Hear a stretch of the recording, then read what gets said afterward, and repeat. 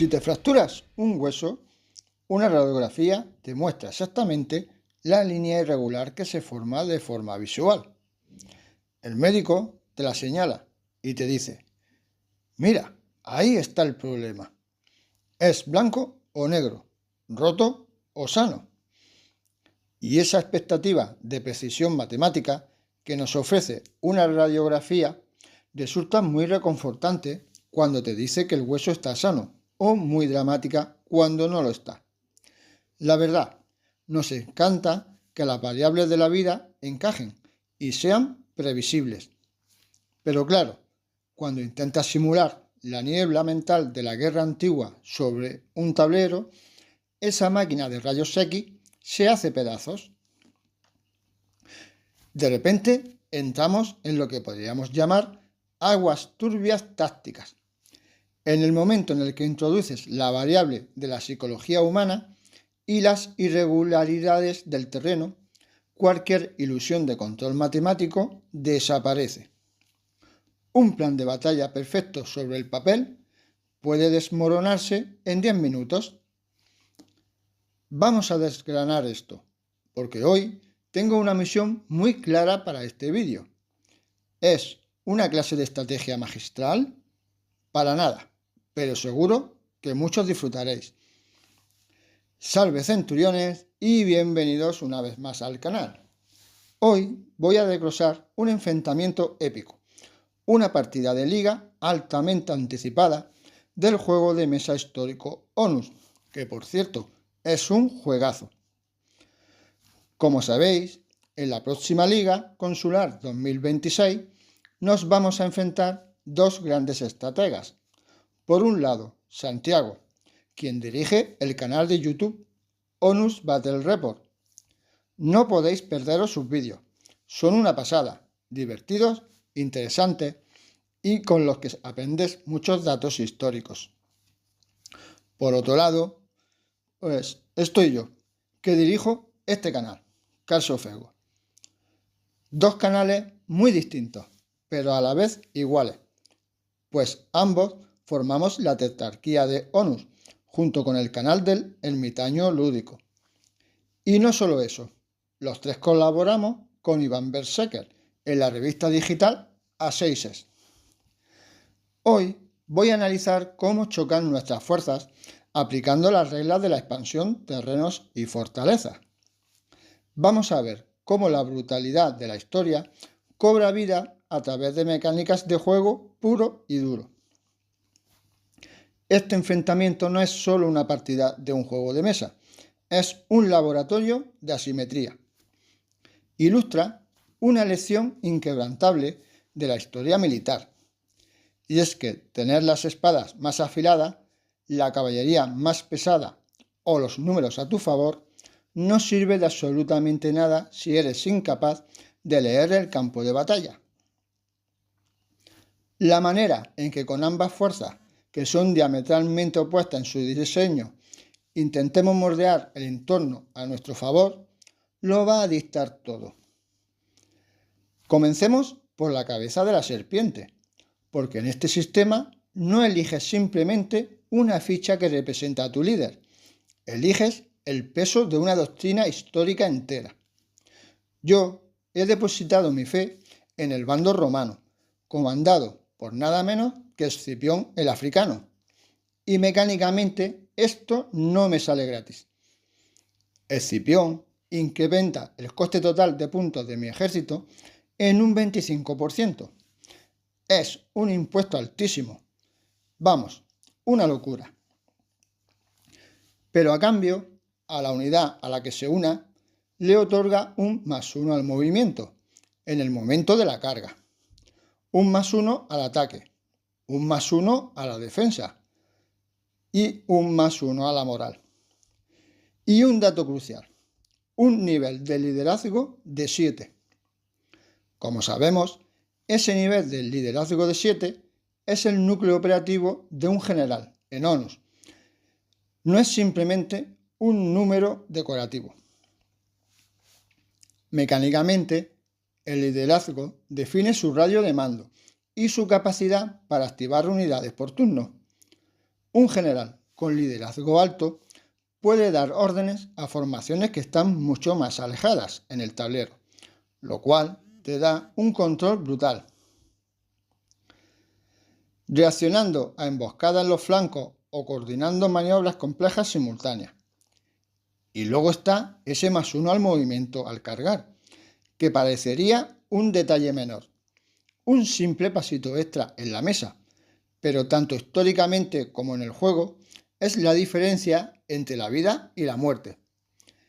Ese modificador de movimiento traduce a la perfección el genio táctico y la audacia sin precedentes del verdadero Escipión.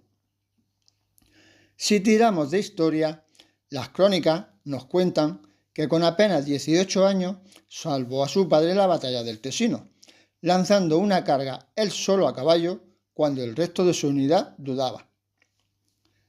Años más tarde, capturó Cartago Nova, en Hispania, mediante un ataque sorpresa, atravesando una laguna que los defensores creían infranqueable.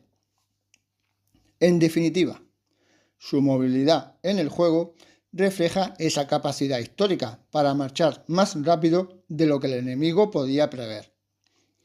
Es como tener un bisturí táctico.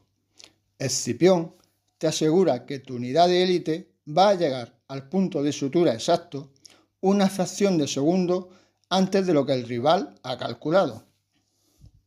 Pero ojo, porque al otro lado de la mesa, Onus Battle Report no se queda de brazos cruzados. Comanda las fuerzas de Cartago, bajo el liderazgo del general Hamilcar. Sí, Hamilcar Barca, otro monstruo histórico que también sufre ese doloroso impuesto del 25% en el coste del ejército. Aporta el mismo modificador de +1 en ataque, el mismo liderazgo de 7, pero su perfil cambia radicalmente en dos aspectos. Hamilcar otorga un increíble +2 a la moral y su habilidad especial transforma a la unidad a la que se une en una unidad de tipo hostigadora, siempre que no estén usando formación específica, es decir, fichas azules o que hayan alargado la formación. Ese +2 a la moral es, en términos prácticos, inyectar fanatismo puro en la sangre de los soldados. En Onus, la moral es la tirada de dados que evita que una unidad sufra bajas y huya despavorida del tablero tras recibir una andanada de flechas o una carga frontal. Una moral alta significa que esa unidad va a luchar hasta el último hombre. Pero a ver, tengo que cuestionar esa habilidad de convertir a las tropas en hostigadores. Intuyo que Hamilcar podría unirse a una unidad pesada y darle esa categoría. Si tiene infantería pesada, lo normal es que quieras que mantenga una línea rígida y contundente, ¿vale?, en el frente. Convertirlos en hostigadores, que suelen ser tropas de escaramuza, no debilita su propio centro frente a ese bisturí que es Escipión. Es una duda muy lógica, la verdad, pero ahí reside precisamente el engaño magistral de esta habilidad. En Onus, la regla de los hostigadores describe las leyes de la física para esa unidad donde se encuentra. ¿En qué sentido?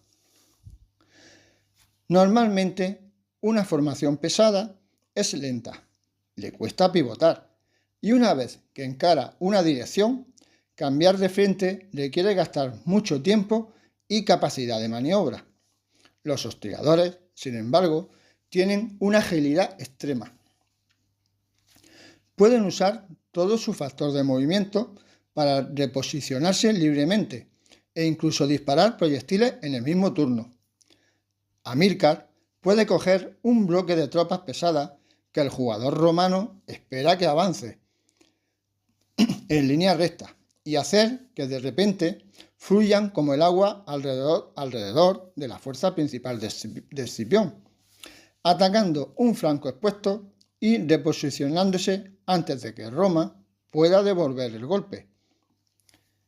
Y aquí es donde las cosas se ponen realmente interesantes, porque esa fluidez teórica de Amílcar se va a dar de bruces contra una pared de ladrillos cuando miremos la composición de ambos bandos.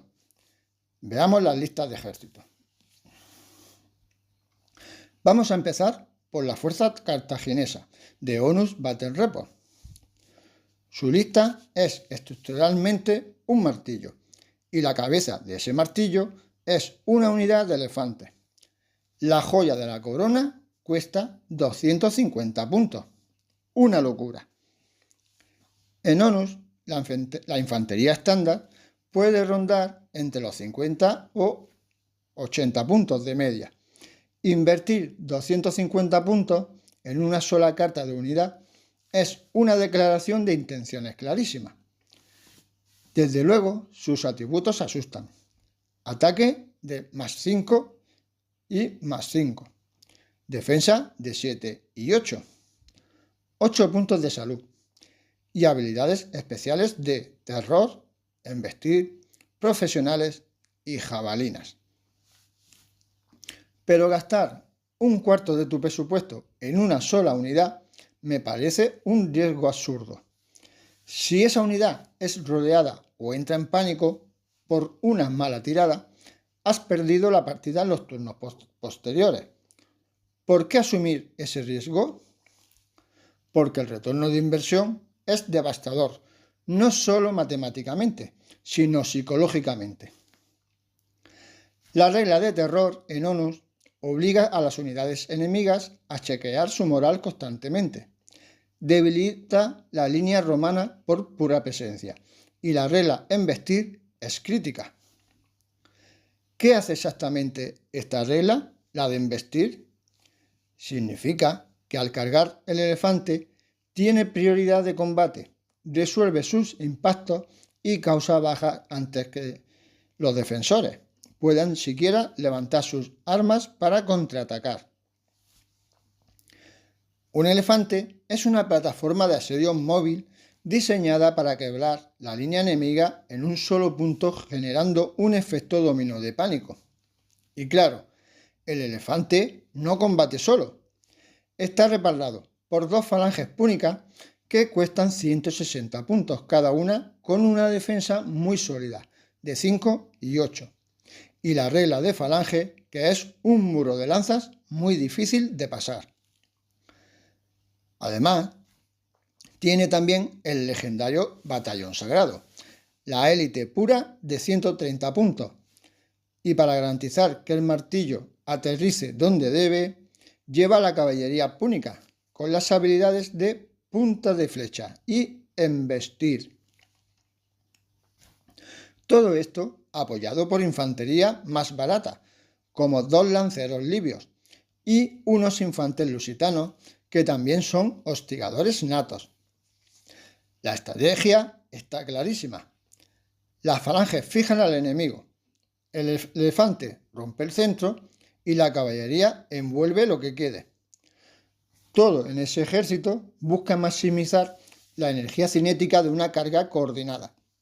Pero ahora vayamos al otro lado del tablero y analicemos mi ejército romano. Si Cartago es el martillo, Roma ha traído una montaña. Su núcleo inamovible son 3 unidades de triari. Atentos a esto, los que estéis escuchando. 180 puntos por carta. Su perfil defensivo es un monumental 5 y 8, pero lo verdaderamente terrorífico es su lista de habilidades especiales. Muro de escudos, falange, cuadro, profesionales y lanzas. Como unidad de maniobra he elegido una unidad de quitesalares muy peligrosos, 2 unidades de arqueros sagitari con un alcance brutal de 8, 2 unidades de velites para acosar y, ojo al detalle, 2 unidades de civiles armados, reclutados a la fuerza, que cuestan unos tristes 20 puntos cada uno, con estadísticas pobrísimas. Claro, es que mi ejército es la antítesis del riesgo cartaginés. Históricamente, en el sistema manipular romano, los triari eran los veteranos más curtidos. Eran los hombres de mayor edad, pertrechados con el mejor equipo, que se arrodillaban detrás de las líneas de combate. Eran la última línea de defensa. De hecho, la expresión latina res ad triarios redit, que significa la cosa ha llegado a los triarios, se usaba para vivir una situación crítica donde solo la última y mejor línea de defensa podría salvar el día. He invertido una fortuna en asegurar que esa última línea sea prácticamente invulnerable. Pensando en cómo se traduce todo esto al mover las cartas en la mesa de juego, veo una colisión inevitable. Imaginemos el momento. Onus Battle Report lanza su bestia de 250 puntos, el elefante, en una carga directa y frontal contra mis Triaris de 180 puntos cada uno. Los elefantes tienen la regla de embestir, por lo que atacan primero, aplastando todo a su paso. Parece un suicidio para los romanos interponerse en medio, y lo parecería si no fuera por una interacción de la regla absolutamente brillante que yo he planeado. El manual de Onus es muy claro.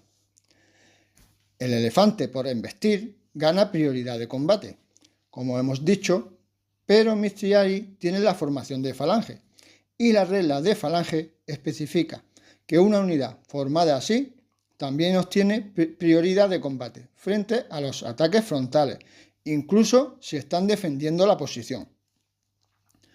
¿Y qué pasa entonces? El reglamento dicta que si dos unidades enfrentadas reclaman prioridad de combate en el momento del choque, los efectos se anulan mutuamente. El combate pasa a ser estrictamente simultáneo, o sea, que el elefante pierde la invulnerabilidad de su primer impacto. Ya no arrollan impunemente. Los romanos van a devolver el golpe en ese mismo instante.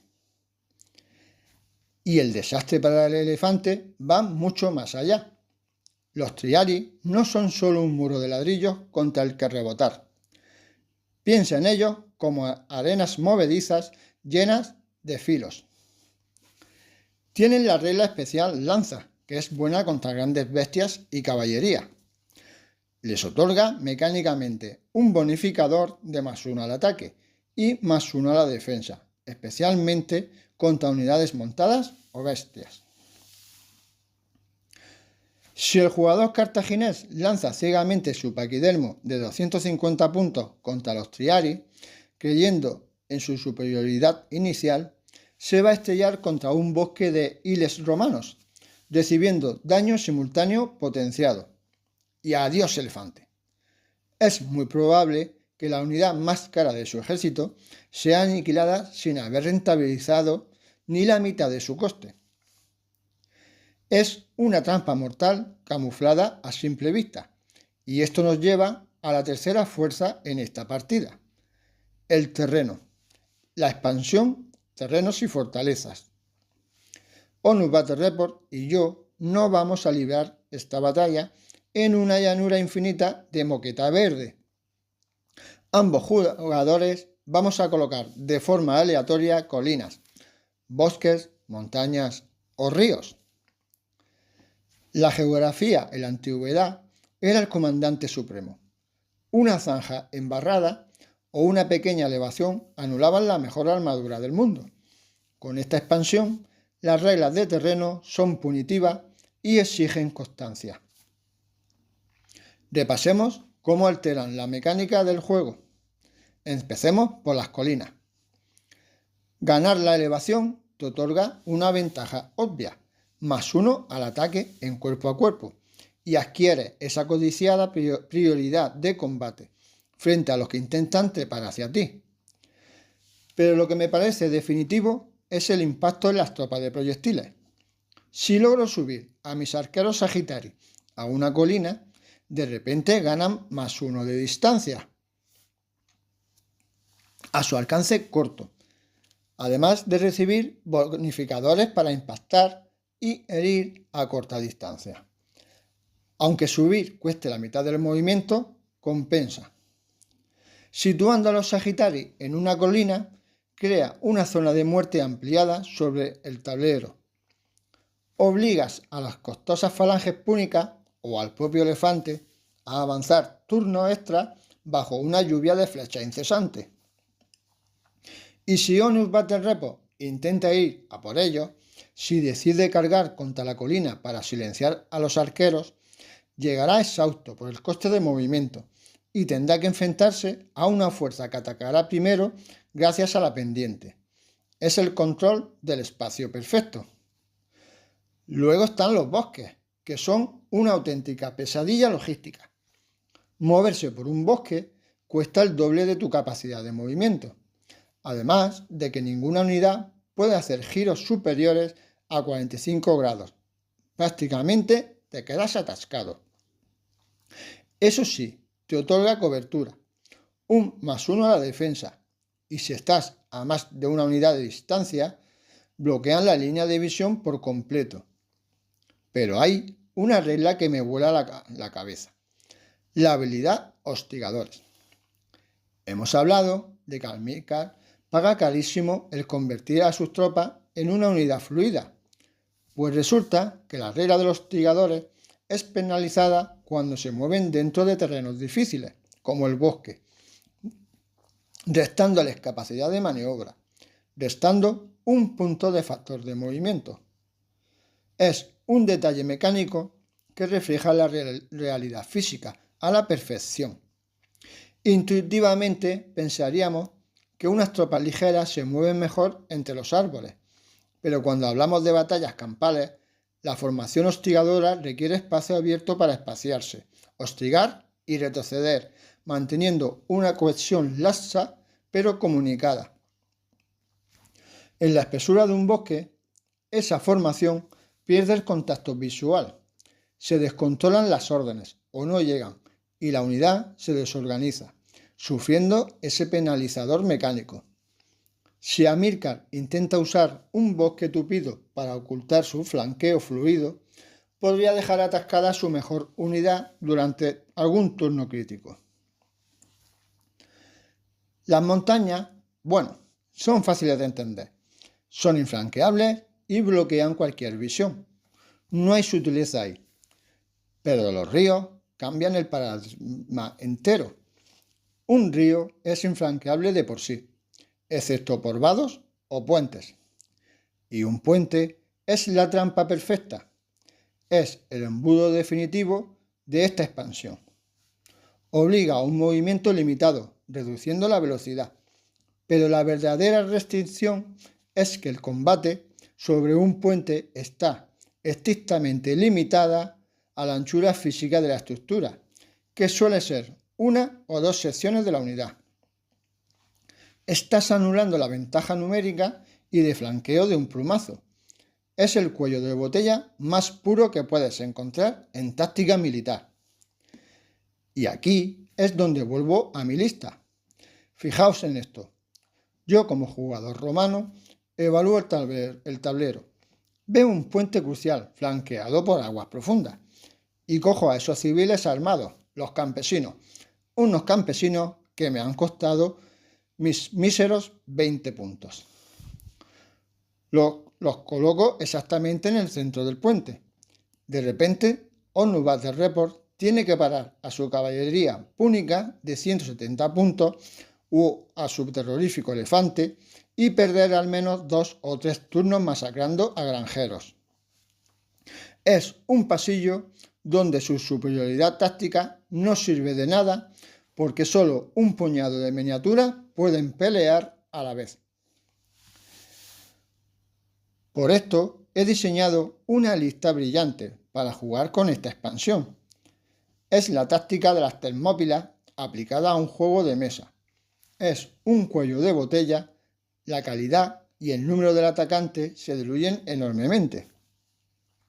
Al sacrificar 20 puntos, estoy comprando tiempo, y en la guerra, el tiempo es el recurso más caro. Mientras el elefante cartaginés gasta valiosos turnos intentando limpiar el puente de campesinos, mis Sagitari, situados sobre una colina segura, pueden estar vaciando sus aljabas sobre la retaguardia enemiga. El jugador cartaginés se ve obligado a librar la batalla en los términos espaciales exactos que he dictado. Entonces, ¿qué significa todo esto que he estado hablando? Si cruzamos todos estos datos, atributos, reglas cruzadas de embestida frente a falange y la influencia drástica de la topografía, ¿cuál es el diagnóstico de este enfrentamiento? Está claro que la estrategia de Onus Battle Report depende vitalmente de la energía de sus cargas. Su martillo necesita una trayectoria limpia. Sus elefantes y su caballería requieren espacio abierto, o al menos colinas despejadas, para ganar esa aceleración mortal. Depende totalmente del terreno. Si la generación aleatoria de la mesa resulta en un campo de batalla denso, fragmentado por montañas y bosques tupidos, el jugador cartaginés va a sufrir de manera agónica. Su única válvula de escape será la brillantez con la que use la habilidad de Amílcar.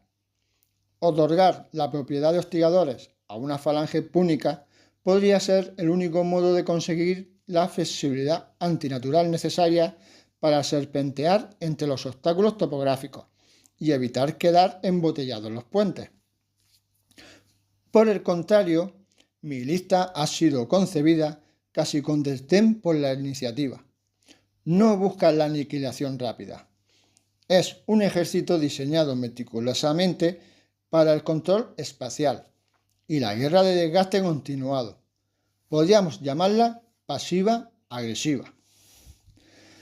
Mis Triarii son los tapones perfectos para anular cuellos de botella. Sus arqueros capitalizan cualquier elevación y mis velites, a ser hostigadores natos que tiran jabalinas, pueden dedicarse a jugar al gato y al ratón en los bosques contra los infantes lusitanos. Onus Battle Report necesita destruir a mi ejército. Yo solo necesito asegurarme de controlar dónde deciden cruzarse las espadas. Al final, el jugador que logre imponer su interpretación de la geografía será el que se lleve la victoria. Onus logra algo muy difícil en el diseño de juegos, y es enseñarte de primera mano que en la historia antigua los grandes imperios no siempre caían por falta de valor o por la calidad de su acero, sino por el terreno, por la pendiente de esa colina ignorada o por la profundidad de un arroyo. Un palmo de terreno elevado valía más de 1000 lanzas de bronce. Durante todo este rato hemos estado obsesionados con la matemática pura del conflicto, sumando modificadores al ataque, restando movimiento por cruzar bosques, analizando las prioridades de colisión.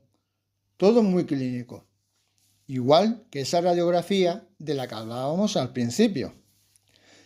Pero hay un espectro que las reglas impresas de terrenos y fortalezas son incapaces de cuantificar. Si repasamos los textos históricos, vemos que Escipión, el africano, fue un general extraordinariamente magnánimo al tomar Cartago Nova. Podría haber permitido un saqueo salvaje, pero en su lugar prohibió la masacre y utilizó una diplomacia finísima para ganarse la lealtad de las tribus hispanas. Escipión no solo sabía leer la topografía, sabía leer la mente humana, la psicología del mando, la gestión de las expectativas del otro. Y ahí es donde quiero llegar. En un juego de mesa cara a cara de alta competición, el reglamento te dicta cómo se mueve el elefante, pero no te dice cómo interpretar la mirada de tu oponente. Hablamos de la verdadera guerra psicológica, el engaño, el arte de farolear sobre qué unidad va a liderar la carga. El talento para dejar un flanco de tus Triarii deliberadamente expuesto para que el otro crea que ha encontrado una debilidad cuando en realidad les estás abriendo la puerta de un matadero. Una buena pregunta es si los 250 puntos del elefante superarían a los 180 de los Triarii.